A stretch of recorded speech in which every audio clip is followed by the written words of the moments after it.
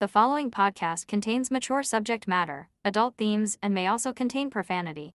You have been warned.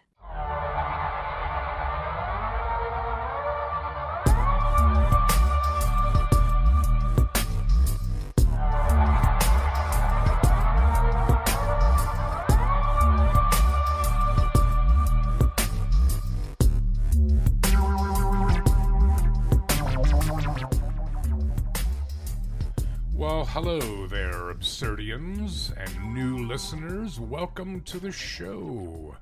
The show is called The Absurd. And in this show, we cover things that are absurd, things that are old mysteries and histories and strange goings-on, things that are, freaky, funny, and frightening. Oh my God. There's a ghost. Oh, no, it's just Mel. It's just me. It's Mel. Hi, Mel. Hi. How are you? Good. Good. You're scratching your chin.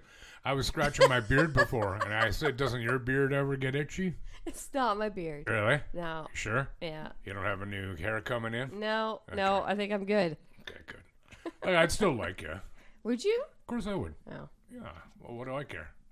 Like, granted, I wouldn't go out with you anywhere. Like, I wouldn't go out to eat with you. We would just do this, right? Yeah. Yeah. You know, and I'd walk you out front to make sure the kids didn't make fun of you. Gotcha. Because you know how they can be. Yes. No, it's okay. All right. How are you? Good. Yeah. Good. Yeah. Have a good day? I did, actually. Did you? I did. I was in the office today, Mm-hmm. but it was a good day. Any muffins or donuts? No. Mm. No, not today. No treats of nothing. I just thought of it. What? Did you see HY? I did see HY. Did you? I did. He's awesome. Yeah. He's funny. He always used to crack me up. Yeah. Well, that's good. Yeah. Did you go out for lunch? No. Did you have lunch? Yep. Wow. Want to keep going with the one word answers? No, I hate it. What'd you have for lunch? I use their fancy new machines that we have there Oh, where right. you get the pre. So you got like Cooked. pheasant or something? No, I actually just got a wrap today. Not Not that kind. Oh, good. Because they're not very filling. No, they're not because I'm hungry now. Oh, yeah? I had a peanut butter sandwich Oh, on Wonder Thin Bread. I like that. Ugh. What do you mean, ugh? well, I don't like peanut butter, Oh, well, that's so weird, dude. there's step number one. So, like, what was it? Like, did you fall off the changing table as a kid? Like, as an infant? Or why don't you What like does peanut that butter? have to do with peanut butter? Because it's glorious. Like, if you were allergic to it, I would get that. Like, Kara's daughter, Quinn, who I'm sure isn't listening. Hello, Quinn. She's allergic to, like, every nut ever invented. No, That sucks. no, no. I just don't like it. I don't mind if it's in Reese's Peanut Butter Cup? No, I don't like those. Oh, what? No, I don't. I know. Okay, sorry. what do you like peanut butter in? I like I make these Rice Krispie squares that Uh-huh. have chocolate and peanut butter in Yeah, them. that's a good Those mix. are good Yeah. because it's not overwhelmingly peanut buttery. Peanut buttery. Yeah, So- like Wonder Bar. You like a Wonder Bar? I do enjoy a Wonder Bar, and it's got some peanut buttery goodness in it. For anybody wondering, that is my favorite chocolate bar. Mm-hmm. So, like, no peanut butter on celery for you? Ew. That's golden, dude. No, Yeah. no, Yeah, anyway. It is a gray day out. it is. I have not been out. Well, I was out today, obviously. And I never saw any rain, though. But it obviously rained. It's cold. Oh, Well, pardon my yawn too. I just yeah. totally yawned into the mic. How rude. Let's see. Hey, Echo. What's the temperature? Right now, it's 1 degree Celsius. Tonight, expect a low of -3 degrees. Huh. Happy Tuesday. Whatever. Great evening. Whatever. Shut up, Echo. Jesus, it's hard to be mean to somebody being so nice, except it's not a somebody, it's a something. It's a something. Hey, Echo, what's the wind chill? Currently, the wind chill is -4 degrees Celsius. Eh, Tonight, expect it to feel like -8 degrees. Eh, that's not bad. Yeah, anyway, cool. yeah. So you had a good weekend? It was full of your son's birthday adventures, eh? It was full of his birthday adventures. Yeah, Yes. right. Yes. You went to the Ranger game Friday, they won. Yes. Yep. Did they have any beer for sale there? Yes, they did. He tried to convince me that there would be no beer at the Rangers game because of Ramadan. Yeah, but I'm not even sure when Ramadan's over. I think it's still on. Yeah, it's still on. Yeah. Yeah. But that wouldn't have stopped them. Yeah. I didn't think it would work, but I was It's hoping. quite the moneymaker. I don't think they would stop it. No, and they'd have no reason to stop it. Like, seeing as we're not Saudi Arabia. That's right. Yeah. Yeah, and then you had a birthday party for Liam. Yeah, we went to Escapeology. I'm going to give them a big shout out because Okay. that was very impressive. So like an escape room thing. It's an escape room place. Many escape room, well, I guess all of them, unless someone can correct me if I'm wrong, they do not cater to kids.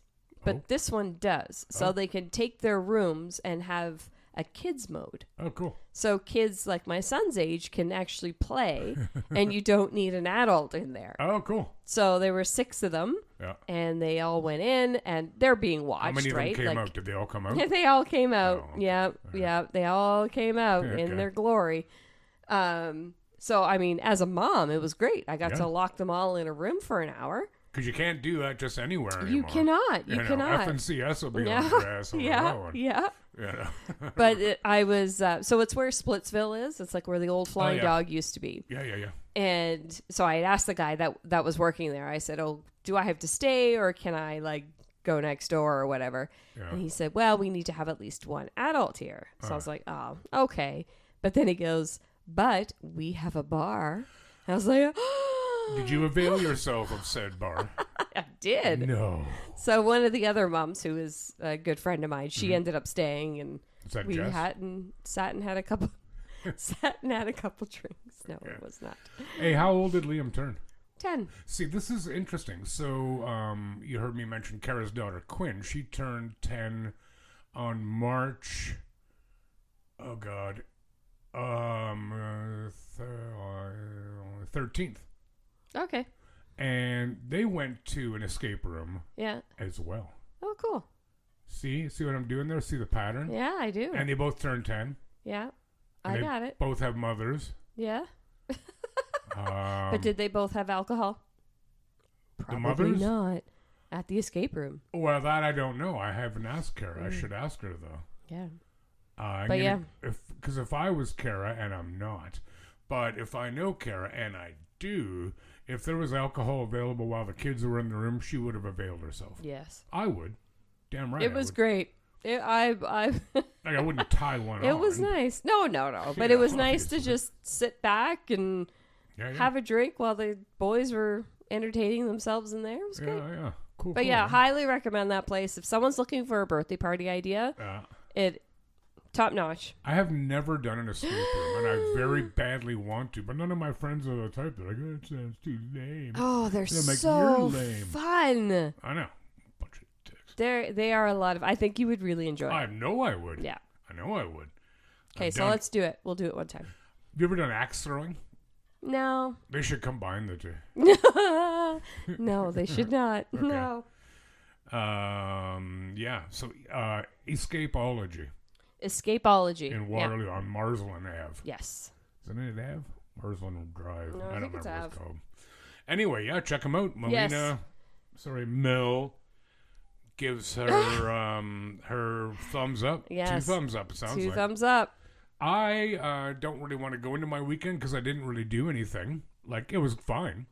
I went out to watch a Leaf game Saturday night, and I had wings, and I had beer, and it was fine.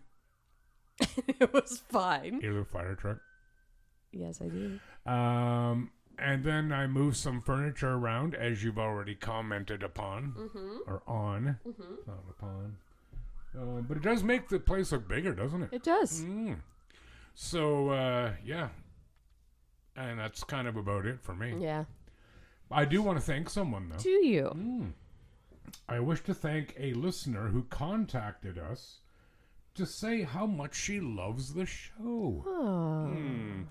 Her name is Christine Lyle, and she is from Portland, Oregon. Okay. That's a long wow. ways away. It's on the other coast of the continent. But she said she loves the show, and she apologizes for the orange poop stain that is slowly destroying her country and threatening ours. Oh. Thank you, Christine. I wonder what that could mean. I don't know. It must be some sort of viral infection that causes diarrhea. I guess so. That's what it must mean.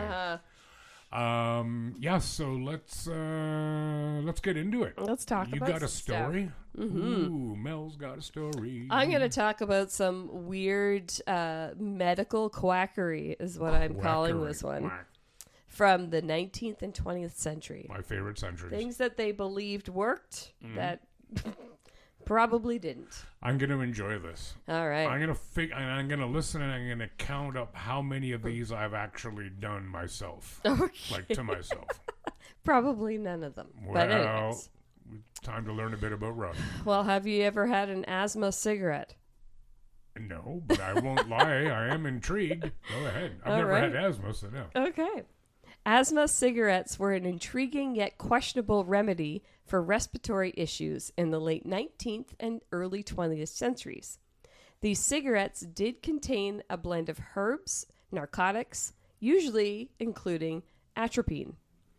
Atropine opens the airways of the lungs, providing temporary relief from asthma symptoms. However, it also causes lightheadedness, nausea, hallucinations, and a rapid heart rate in smokers. During this era, smoking was often viewed as having medicinal benefits, and asthma cigarettes were a part of that trend. However, the actual effectiveness of these cigarettes was dubious, and they could even be harmful due to the toxic nature of stramonium. Stramonium. Stramonium is highly toxic and can be a serious side effect, including hallucinations, delirium, and even death in high doses. Well, I like two of those three. Just not death in high doses. Yeah, or any kind of dose of death. Due to these risks, its medicinal use has decreased significantly, and it is now mainly considered a poisonous plant. Shocker. Yeah. Next one. Brushing your teeth. Well, I just wanted to say, this What? reminded me. Have you ever seen that meme, about the one night cough syrup from way back in the day?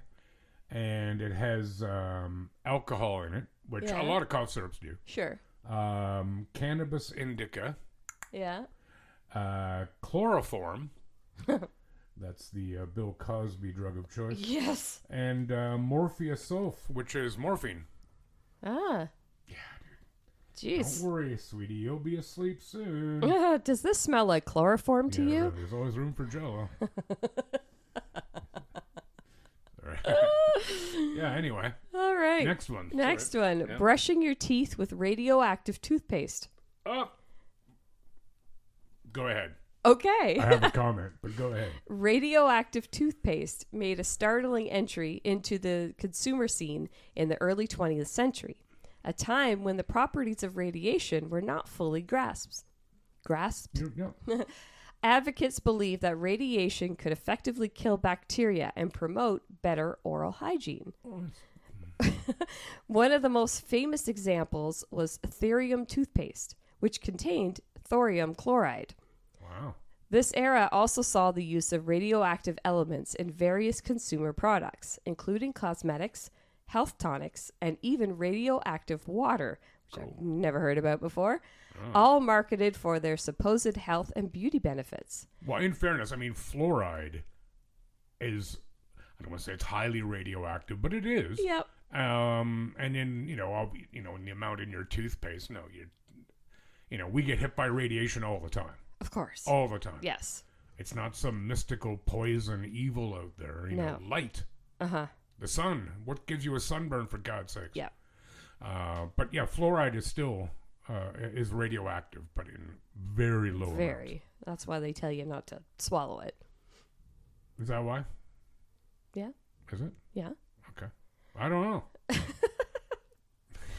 know. Exposure to radium causes severe health issues, including anemia, bone fractures, necrosis of the jaw, and ultimately a gruesome death. I hate a gruesome death. Yes. Next one. Arsenic soap. Arsenic soap? Yes. Interesting. Arsenic has a long and dark history of being used in various forms for medicinal and cosmetic purposes, despite its highly toxic nature. In the 19th and early 20th centuries, arsenic was commonly used in soaps and cosmetics for its skin clearing and complexion improving properties. It was believed to promote a pale complexion, which was fashionable at the time. Wow, I'd fit right in. As well as treat skin conditions such as acne and psoriasis. Arsenic was also used as a treatment for a wide range of ailments, including syphilis, malaria, and even as a general tonic. Arsenic is extremely toxic, and prolonged exposure can lead to a variety of serious health issues, including skin lesions, organ damage, and death. Everything has death. Yeah, I know. There's a lot of death in the medical industry, Yes. eh? Well, I guess if you don't know, you don't know. I suppose. Another one. Tampons soaked in opium. Oh, God. Pond's tampons is what they were called. Okay. With opium was a product marketed in the late 19th century and early 20th century as a remedy for various female complaints, including menstrual cramps and nervous disorders. It contained a mixture of opium and other ingredients, packaged in a tampon-like form for insertion. Opium was commonly used in medicines during this era for its pain-relieving properties, despite its addictive nature and potential for harm. Pond's tampon with opium was part of a larger trend of patient medicines and remedies that promise relief from a wide range of ailments. These products were often marketed with exaggerated claims and without scientific evidence to support their effectiveness. Yeah, you think so, eh? Yeah. All right, I got a couple more. Do it. All right. Wine and cocaine cocktails. I like it. Now we're talking. Yeah, we're talking. Cocaine cocktails were intriguing beverages that gained popularity in the late 19th and early 20th centuries. These cocktails, often featuring cocaine as a key ingredient, were renowned for their stimulating and invigorating effects. They were believed to offer a quick energy boost and were sometimes used as remedies for various ailments, including headaches and fatigue. I got a headache right now. Do you? I've had Well, one for let's a go couple get of you some days. cocaine. Yeah, if anybody knows where we can get wine and cocaine cocktails, write in. You know? One of the most famous examples of these cocktails was a Vin Mariani, a cocktail made from cocoa leaves infused into wine. This concoction garnered endorsements from numerous celebrities and even popes who praised its supposed health benefits and revitalizing properties. Another well-known product was the original formula of Coca-Cola, I was gonna say, which yep. contained cocaine extracted from cocoa leaves. They don't make that anymore, just in case you're wondering. Just what? Just in case you're wondering. Oh yeah, no, I'm well researched it. All right, two more. All right, do it. Let's hear it. Toilet masks for Victorian women. Toilet masks. Toilet masks is what they Okay. were called. All right. Victorian toilet masks were elaborate, often ornate masks worn by women while using the toilet, particularly in the 19th century. Okay. They were used to protect the wearer's face from the harsh fumes and odors that were common in Victorian-era bathrooms. Well, what? So, like, because of what they ate, their poop was more offensive. I in guess smell? so. Like, I don't. I guess so. Well, Okay. I mean, they lacked proper ventilation and sanitation. So, Yeah, like, you ever been to a concert? yeah. I Like, used to you go know, to the, what was it called? Oh, Oh my gosh. The club that was downtown Kitchener. Lyric, No. Dallas, The, stages. this, Uh, oh my gosh. It'll come to me. okay. The masks were typically made of fabric, often actually, with layers. Hang on. What? I meant your story about being at the club. Who cares? Oh no, I was just saying it was really gross. Oh, okay. That was the bathroom I was thinking of. Gotcha. That's gonna bug me now. Anyways, the masks were typically made of fabric, often with layers of gauze or other materials to filter the air and reduce the unpleasant smells. That reminds me. So, slight sidetrack. In the First World War, I don't call it World War I because I'm not American, and it sounds like a Hollywood movie. Right. First World War, I believe it was French Guianan troops were the first to be gassed. Okay. And they booked, which can't really blame them. But Canadian soldiers fell in and covered the line. And of course, there was no gas masks. So what they did is they had big cotton gauzy bandage thingies that they urinated onto and then put that over their mouth and nose, and that filtered out the chlorine gas. Delicious. Well, yeah, I mean, but better than, your lungs coming up in clots. Yeah. It's It's probably better. Yeah, I would think it's probably a lot better. Yeah, no. I think I'd rather get bit by a dog on the face. On the face. Yeah. Anyway, sorry, it just made me think of that. Yeah, no, it's I'm going okay. to get a toilet mask. You should. I will. There's lots of pictures on this site too that I've gone to a few times, and they have a lot of pictures from the historical. Like a lot of these here, they show the ads that they had posted for all these things. It was Do they look like plague masks? Do you know what plague masks are? They're those ones that they like long, almost like a duck's no, bird's bill that comes way out. no, not like that. Oh, okay, too bad, because that'd be awesome. Anyway. What if you like really had to go like very quickly? You're like, no, I got to put my mask on first. Oh god. Because it had like these straps around the back, so you had to like. And this was Victorian era, so it's Yeah. not like the women were wearing, skirts and underwear. Oh god, it would take them like 10 minutes just Yeah. to disrobe. Yeah, that Oh, was. I'd shit myself every day. Would anybody know though right away? This is true. Because everybody smelled That's true. back then, right? Or just about. Anyway, yeah, you got one more. Yeah, I there? got one more. Let's hear it. High heel orthopedic shoes. Doesn't that seem contraindicated? It sure does. Okay. These shoes not only provided height to match the heavy dresses of the time, but also aimed to improve a woman's posture and in some cases reshape her foot entirely. Oh. Until the 1940s, the Federal Trade Commission didn't regulate companies using phrases like scientifically recommended or doctor's best heels. This meant that the physical strains caused by wearing high heels could be dismissed as minor discomforts on the path to better health. These types of high heel shoes were specifically designed footwear intended to provide additional height and support for individuals with orthopedic issues, such as foot deformities or leg length discrepancies. Wow. That's what I'm going to call my shortness from now on. I have a leg length discrepancy. So does that mean like one leg is like longer than the other? Or does that mean that their legs just became too short? I don't know. You know what? I'm going to get probably like sort of beat up for saying this, but I am a man who does not really find high heels attractive. No? Not really. Like, I kind of find them stupid. No. Well, because, be honest, are they in any way comfortable? No. Right. And there's No. nothing more idiotic on this planet than a woman wearing heels in a bikini. When does that happen? Oh, we're going to the beach. Oh, I better get my heels. Yeah, okay, good. Yeah, because you obviously want a couple of rolled ankles. Yeah. Oh, like, wear whatever you want. I'm not saying women shouldn't wear them. Yeah. But, okay, time and place. If it's a nice, you're going out for a nice restaurant and everybody's dressing up nice. Yes. Absolutely fine. Yes. Don't make them ridiculous. I was just going to say, the obnoxious, super high, Yeah. 6-inch heels. You can't walk in. That just looks ridiculous. Of course, it's you look totally. ridiculous. I'm going to put it out there right now. And I do stand by what I said about high heels in a bikini. Yeah. It looks ridiculous. Yeah. Pick a look, damn it. Yeah. Agreed. I just wanted to say that. I had to get that off my chest. It's been killing me Has it? that I didn't bring it up sooner.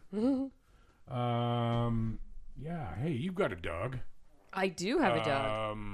Maddie? Mm-hmm. Short for what? Maddie. I'm going to call her Madeline. Madeline. Yeah. Do you remember roughly what it cost? Approximately. Over 1,000? 3? I think it was 3. 3,000. Bloody hell. Because she's a trained dog too, right? Oh, yeah. Oh, no, that's true. Right. It's not just because she's awesome. Well, Right. Well, okay. That So What do you... okay, so, I'm not going to have you guess because you'll probably ruin it by guessing exactly correctly. And that would destroy my whole story. Okay. But I'm going to tell you a story about the most expensive dog ever purchased. Okay, And let's do it. Just happened. Like, not the second, but like a week or so This ago. afternoon. Mm-hmm. So, a wealthy Indian dog enthusiast made headlines literally last week, by buying the most expensive dog in the world. Wealthy Indian dog lover S. Satish is a well-known dog breeder from Bengaluru, and owns more than 150 different breeds. The newest member of his pup family came with quite the price tag. Satish, 51 years old, paid a staggering, are you ready for this now? I'm ready. 8.2 million Canadian dollars What? for Catabom Okami, a rare wolf dog, I just made air quotes, that is a cross between a wolf and a Caucasian shepherd. I have no idea What's a what Caucasian I shepherd? don't know. Unless it means German shepherd. Oh, Mel's looking it up. I'm looking at By the way, for those of you not from our country, sorry, that money was 5.3 million euros. It's a lot of sweet bread. Caucasian shepherd? Is that what you called it? Yeah, is it the same as a German shepherd? No. Alsatian? No. No. Does it look like a German shepherd? But white? I don't get it. Oh, well, it's from the Caucasus area, obviously, of Russia. Because that's where the term Caucasian comes from. I don't know if you can see that, but Yeah. that's what they look like. That's a nice looking dog. Yeah. And cross between that and a wolf. Yeah, kind of looks like a extra furry husky Ooh, I like extra furry huskies. with floppy ears. Can I get a husky extra furry, please? Fries on the side. So not only is Catabom Okami the most expensive dog in the world, he is believed to be the first of his kind. The wolfhound is 8 months old, stands at 30 inches tall, and already weighs 75 kilograms. Holy. Yeah, dude. Holy smokes. That's a big one. That's a big one. I spent 50 million rupees, or 8 point whatever million Canadian, on buying this pup because I am fond of dogs and like to own unique dogs and introduce them to India, said Satish. Indeed, this is not Satish's first extravagant purchase. Last year, he bought a Chow Chow, which bears a striking resemblance to a Quinling panda, for 4.6 million Canadian dollars, Jeez. 3 million euro. Why? Because he likes dogs, weren't you listening? A former breeder, he owns more than 150 different breeds, each rarer than the last. I employ 6 keepers, and all my dogs are fed raw food, he said. The estate covers 7 hectares, so they all have plenty of space to romp around. Jeez. I do like this idea, though. Satish also claims that his canines have attracted huge crowds, and people are eager to take selfies with them. He charges anywhere between 3,800 to 15,000 Canadian for a 30-minute to 5-hour appearance. What? I'm telling you. I spent money on these dogs because they are rare. Besides, I get enough money because people are always curious to see them, Satish explained. They take selfies and pictures. My dog and I get more attention than an actor at a movie screening. We are both crowd pullers. There you go, dude. Holy moly. Oh. But I won't lie. Like, if I was mega rich, I wouldn't care about buying the most expensive dog in the world. But I'd have a lot of animals. Damn straight. Like, I'd have myself, I don't know if I'd call it a petting zoo, but like, a little come and hang out with the critters. Absolutely. That'd be awesome. You better have llamas. I might have llamas. I love llamas. Yeah, we can marry them. Well, it's kind of frowned upon, but okay. How about, what are the other ones like llamas? Alpacas? Oh, alpacas. Do you like them? Well, yeah, they look the same. They're furry. I don't really know the difference, to be honest. They look really silly when they're shaved. Yeah. Maybe I don't know. Are they kind of Tina? Tina was a llama. Tina.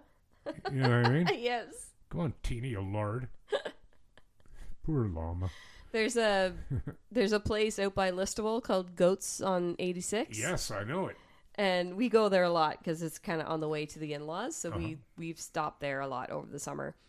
And they have a couple llamas there. And the last time that we were there, they were getting friendly. Ooh. And my son, he's like, they're fighting. Well, Yeah, well, that'll come. yeah. Look at them. They're That's right, Liam. wrestling. They're sex fighting. And they were making the funniest sounds. Who doesn't? It was funny. Anyways, Yeah. that's my story. Did you take But that as a llamas. learning opportunity For for Liam to learn what actual sex is? No. Yeah, that's a shame. No. I was looking forward to hearing that. No. He hasn't asked me those questions yet. I'm going to tell him to. Are you? Maybe. Hey, what do you got for us? I got one more. Do it. What's it about? Is it fun? It's yes. Okay. Well, yes. Well, Interesting. I'm marginally confused, but go ahead. When you die, Oh my God. what do you want done with your remains? I honestly, I have two ideas. One, I would like my remains scattered over Disneyland, Really? but I don't want to be cremated first. I want all my parts scattered about. Just chop you up in a bunch of little pieces Damn and right. just Yeah. wee. No, honestly, I don't care. Cremated, I think cemeteries are a terrific waste of space. Mm-hmm. It's weird how in the city they closed down a soccer field to expand a cemetery. Oh, really? But remember, everybody, get out and be active. Right. Oy, how can we bury them horizontally, too? Why don't we bury them vertically? That's a good point. I don't know. That's why I said it. It's a very good point. But, yeah, I don't care. Why? What do you want to happen to you? I mean, I don't care. Right. Yeah, You put me in a can shoebox. I don't give a Throw shit. me in the ditch. I don't care. I'm dead. Deal? Take the parts you need to help Okay. somebody Oh, else. okay. What? Oh, yeah, definitely that, too. Yeah. Yeah, whatever yeah, you need. absolutely. Take it. Whatever's left, Yep. just crumple me up and throw me in the trash. I don't really care. I'm going to put you down the garbage chute. That's fine. Okay, cool. I really, really don't No, care. I don't either. The But cheapest way possible. How about 1 that? billion%. Yeah. Yeah. But I presume your story has something to do with does. somebody who died or, It had does. had It such does. a wish. Yes. Lay it on A us. British man who Shocking. dreamed of being buried in a coffin resembling a Snickers bar has gotten his wish. That's nuts. Paul Broom, a care assistant for adults with learning disabilities, was 55 years old when he died. Oh, so he has passed away. Okay. Yes. In his will, Broom requested he be laid to rest in a Snickers-inspired coffin, something he had previously joked about. So loved ones made his dream a reality, even writing the phrase, "I'm nuts," on the side of the coffin as a perfect tribute to Broom, who was known for his quick wit and mischievous sense of humor.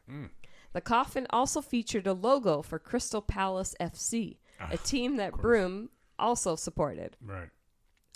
Ali Lego, I love that. I want good, my last man. name to be Lego. Yeah, well, it can be. Funeral arranger at F.A. Holland Funeral Care. It doesn't matter. No, Do where is that it? again. I don't even know how to say it. Try Chichester? C-H-I Chester. Chichester. Chichester? Yeah. Okay, I'll do that.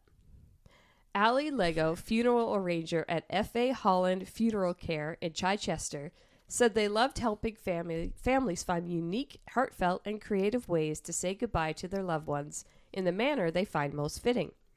Paul's family informed us that he was one of life's true characters, and his farewell needed to reflect that, Lego said.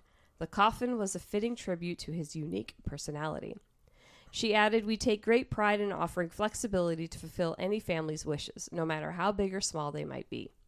Lego said Broom's family received nothing but positive feedback from those who attended his funeral, and that many attendees were fond of the personal touches, which they felt made the service a true celebration of Paul's life. It was a privilege to help his family bring his final wishes to life. I saw the pictures of this, and it really does look like a big giant Snickers bar. Yeah, I'm going to have a look at that, and that's cool. It's neat. But I have to admit, my first thought was, how much did that cost? Does it say? It doesn't say. It does didn't say. Yeah, No. yeah. It didn't say. Well, hey, man. Because that whole, It's ridiculous how expensive it all is. Yeah, I don't even know what the average cost of a funeral is nowadays. It's got to be 10. At least. Yeah. At least 10. Huh. Yeah, that's ridiculous. Which I don't get. Throw me in with the dogs and the cats. And well, like the I'm dead good. dogs and cats, Yeah. or let them feed on yeah, you? or that. I don't really care. Like I said. Um. I'm dead. Do what you want. Wow. Yeah, that's interesting. I've never given any thought to it. I don't want a coffin. Like, I don't want to. I don't know. I don't think it's legal here yet to have green funerals. What's that? So green funeral is you're not embalmed. You're taken. I think it's to a designated space. Okay. You're buried, like you would have what do you call it, like a shroud around you, like a blankety, thing. Mm-hmm.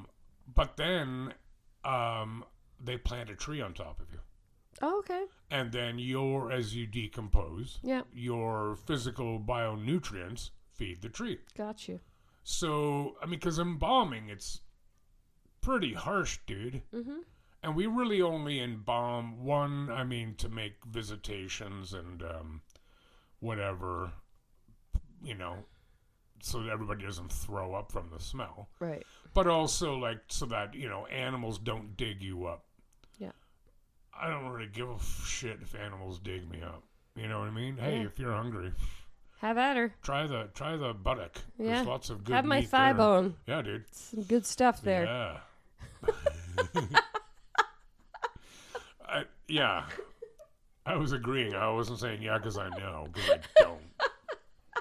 But it's I'm not. They are legal in the UK, and they might be legal in some parts of Canada, but I don't think they are here yet. But I think it's a great idea. I think it's a great idea. And I know my mother has said if that was legal, she'd do that. Absolutely. Yeah, man. A If you- tree like- growing out of you? Cemeteries are such a waste of space. Yeah, and they're, I don't know, like, I don't know the point. I don't yeah, I don't get it. I don't know. Weird monuments to death. Yeah. Hey, I have a story. Do you?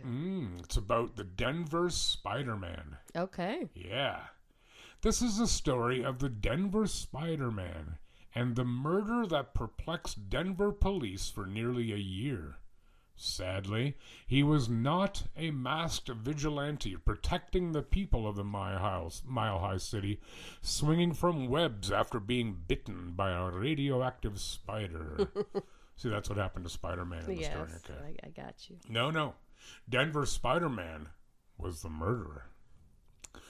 The victim's name was Philip Peters. He was a retiree of the Denver and Rio Grande Western Railroad and had lived in his home on West Moncrief Place for over 3 decades.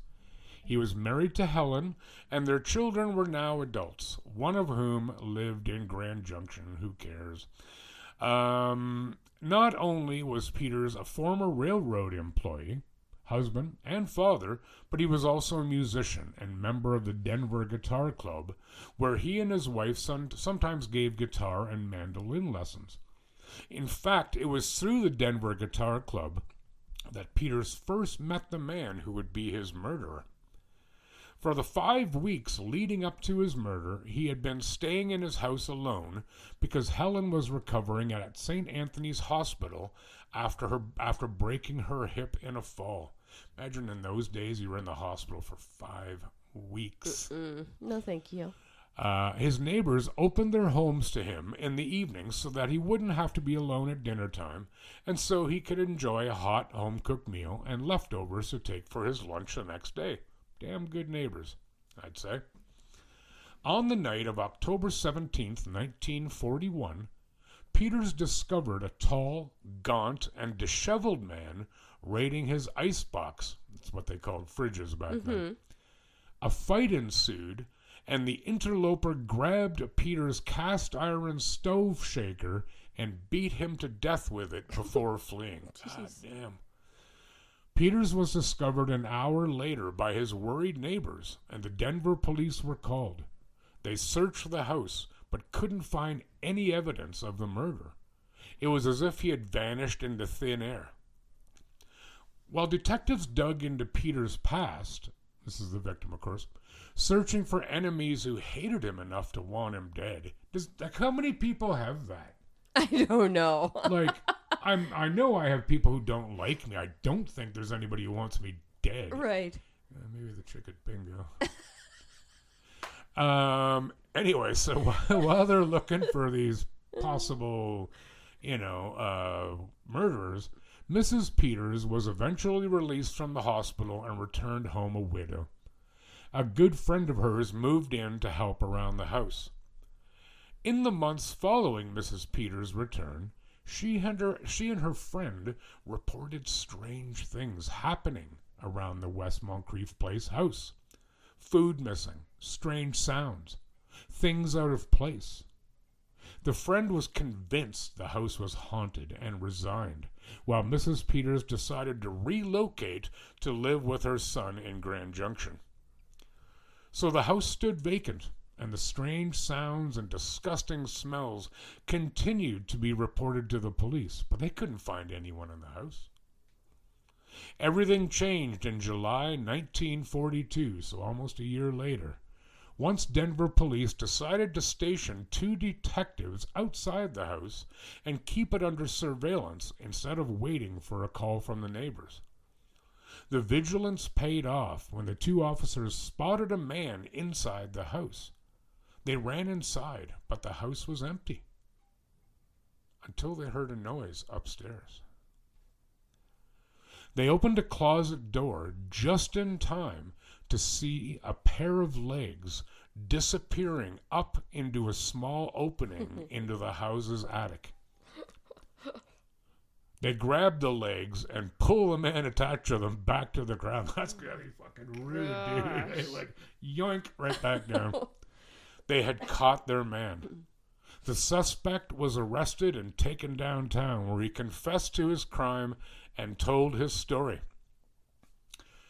Theodore Connies was born in Illinois in the 1880s, but came to Denver in the 1910s, where he remained. As a child, he had poor health, which continued to plague him into adulthood.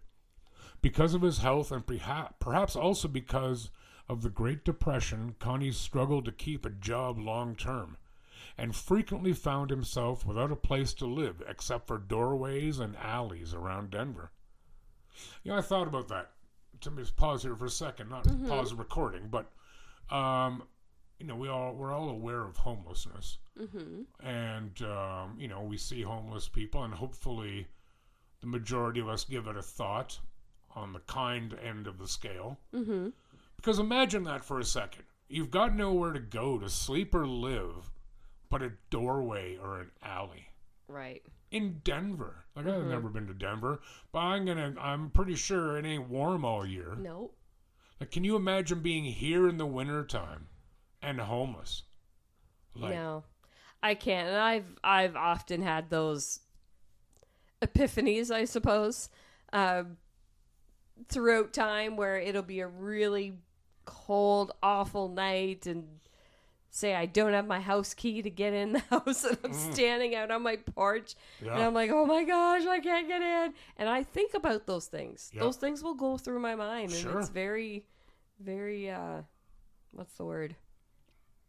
Blessed? Lucky? What do you mean? Yeah. Yeah.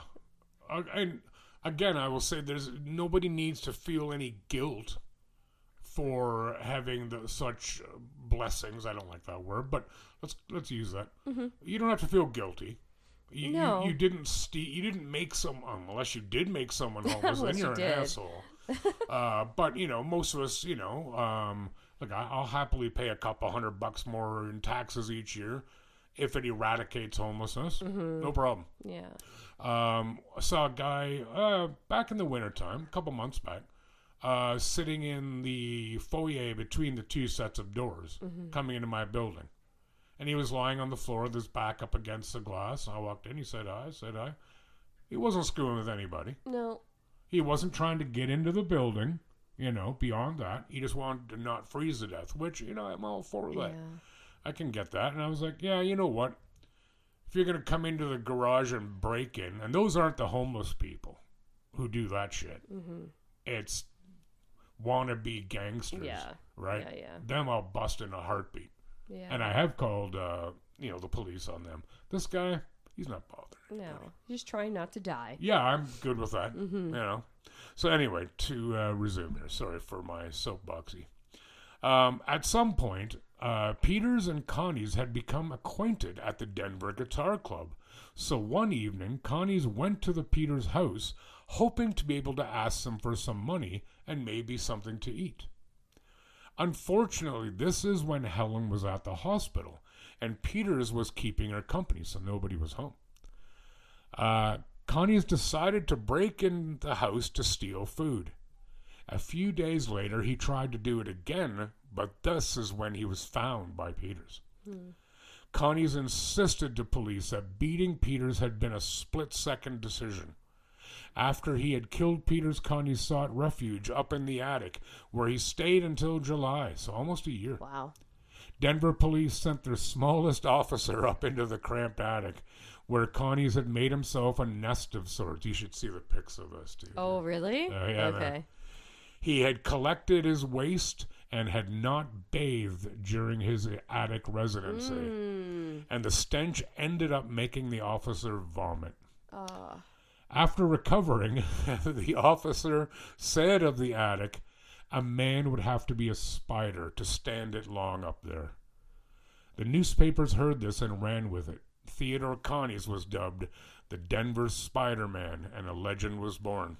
Connie's was charged and convicted of murder by a jury and sentenced to life in prison in October of 1942.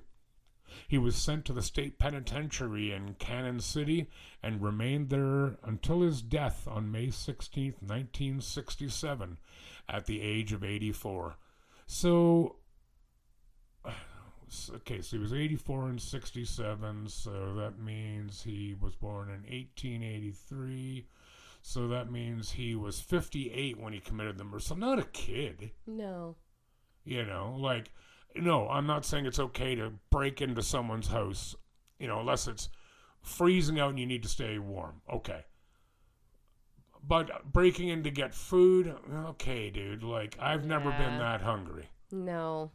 So who am I to judge? Right. Does it justify killing the guy? No. No. And he said as much. He said, that wasn't his goal. He got caught. And, this is why it's a bad idea to have a gun for house protection. Because most people, I'm going to get on my soapbox again. Yeah, go for it. Well, because most people who break into your house to steal your shit, they're not looking to kill you. There's a whole leap between robbery and murder, right? So if they have a gun and you have a gun, now you're calling their bluff. You're not even a bluff. You're pushing them into a corner. And I understand. I don't want people stealing my shit. Right. But I don't want to kill anyone over it. No. And I certainly do not want to get killed over it. No. It's stuff. Yeah. It's things. Right? Mm-hmm. I'll hold the door for him while he takes it. I might call him a piece of shit and, hope he falls down the stairs. But I'm not killing him over it. Right. And here's the thing. This guy, he got killed by a stove shaker. Yeah. Cast iron. That's legit, man. Oh, yeah. Jeez. I don't know how many hits it would have taken. Hopefully he went unconscious on the first one. Hopefully. But, it's a really sad story. Yeah. Yeah. But it's really creepy, too. Yep. So this dude was living up in the attic while the wife was living there. Yikes. It reminds me of, don't ever watch the remake of this movie. Ever. But the original, When a Stranger Calls. Have you ever seen it? I don't think I have. Oh, dude. I swear to you, I saw this when I was babysitting. Oh, yeah? And that's what it's, what's her name? Is it Bernadette Peters? No, maybe that's not right. Take a pause to look it up. It's Carol Kane, not Bernadette Peters. But I think it's her first movie, and it came out in '79. Yeah, I'm that old. Shut up. And she's a babysitter, and she starts getting phone calls. At first, they're just heavy breathing. First, she's a little bit whatever, you're a loser. Then she starts getting a little scared, because she's like a teenage girl. And anyway, the calls become more and more like frightening. And then the caller says, "Have you checked the children?" And you never see the kids. They're up in bed already, right? Because it's late at night. She's watching TV. And he calls again. Finally, she calls the police. And they're like, okay, well, like we can trace a call, but you have to keep them on the line for, as long as possible, right? And so she does. She's very brave. And she keeps the guy on the line. And he really freaks her the hell out. And she slams the phone down. And then it rings right away. And she picks it up, prepared to give this guy like another piece of her mind. And it's the cops. And the cops say, put down the phone, get out, because the calls are coming from within the house. She books. I won't give you any spoilers. But I just got shivers from thinking of that line again. It's terrifying.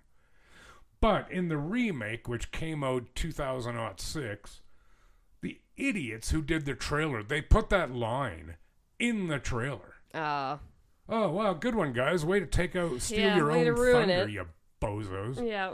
And I'm sure, I don't know what loser's starring in it, but I shouldn't say that. It's probably somebody awesome and who listens to the show. Yeah. But, no, it's a good movie. When a Stranger Calls. Yeah, watch the 1979 version, please. Okay. It's like the movie The Day the Earth Stood Still, my favorite sci-fi movie. Okay. Came out in 1951. It's considered the first cerebral sci-fi movie. And then it was remade in the 2000s. You bet all my major organs I will never watch it.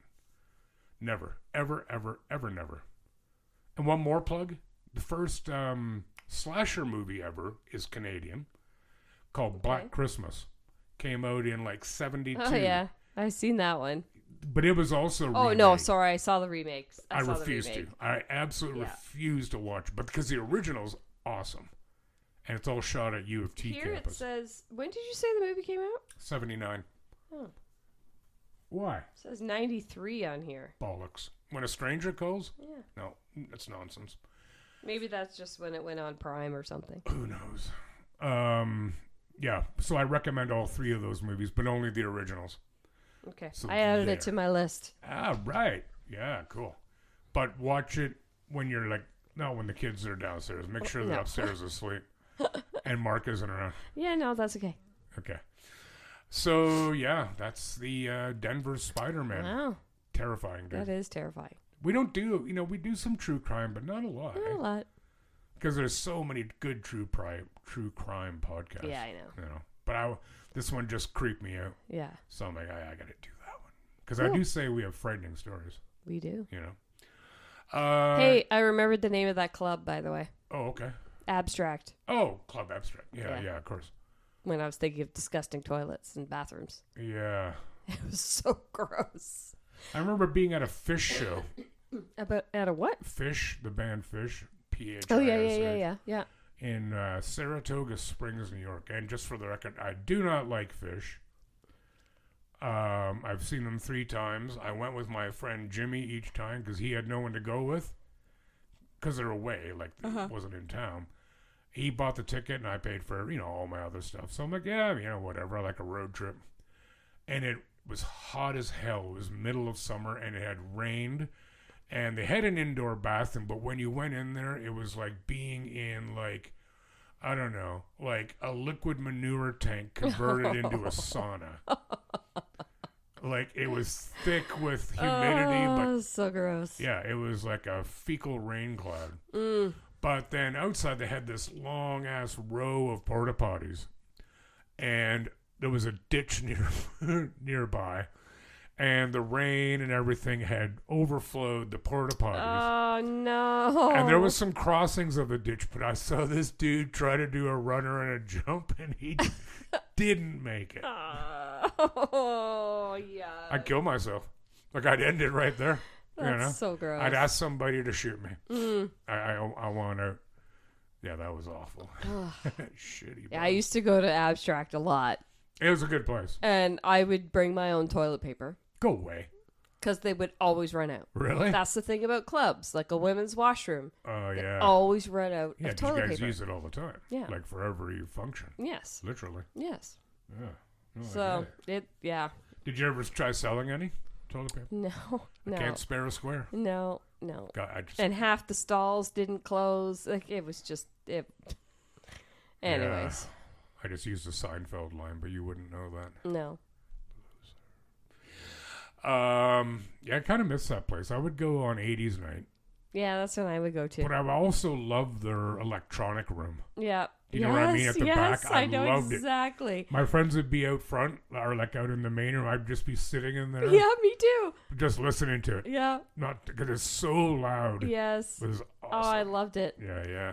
And No, the drinks were really cheap there. Yeah. It was also once a time called Ichabod's. Oh yeah. Yeah, it was a bar forever and ever. Yeah. Yeah, that building's gone, isn't it? Is it? I think so. It was another club after Abstract. Briefly, though. Briefly, yeah. Yeah. I think I went once, and I'm like, no. No, I'm pretty This sure is it's terrible. gone. It's gonzo. Anywho. Huh? Anywho. Yeah. Do you have something to say to our lovely people? Yeah, Sure. you should. You guys should check out our website, theabsurdpodcast.ca, Yep. and you can get to our Spotify, YouTube, Apple Podcasts, Apple all the Podcast. things. Facebook, Instagram, all the links are there. These are. Yes. Yeah, and visit us. I don't know if you said that because I wasn't listening, but you could visit us at Facebook and Instagram. I said that. Okay, cool. I thought you did. Yeah. And shoot us a message especially if you know where to find these wine and cocaine cocktails. Yes. Yeah, and give us a rating, please. And more importantly than anything, give us a share. Yes. Tell somebody about us. Christine Lyle in Portland, Oregon. She took the time, and that's 3 hours away. Yeah. And that's 3 hours away. Yes. Not that that has anything to do with it. Takes 3 really. hours for our content Well, to get it's there. 3 hours time zone. Yeah. You know? Yeah, and our merchandise video is up. Yes. It's on Facebook and Instagram, TikTok. That's about it. Yeah. So that's it. Way to destroy my flow. Yeah. Anyways. We're out. We're off out. to Pipers for Wings. Yep. Maybe Mel will have her antihitos again. Maybe. Good Yes. times. Good times. Speaking of toilet paper. All right. Thanks again, everyone, for coming by and listening. And please take care of yourselves and one another. Bye. Bye.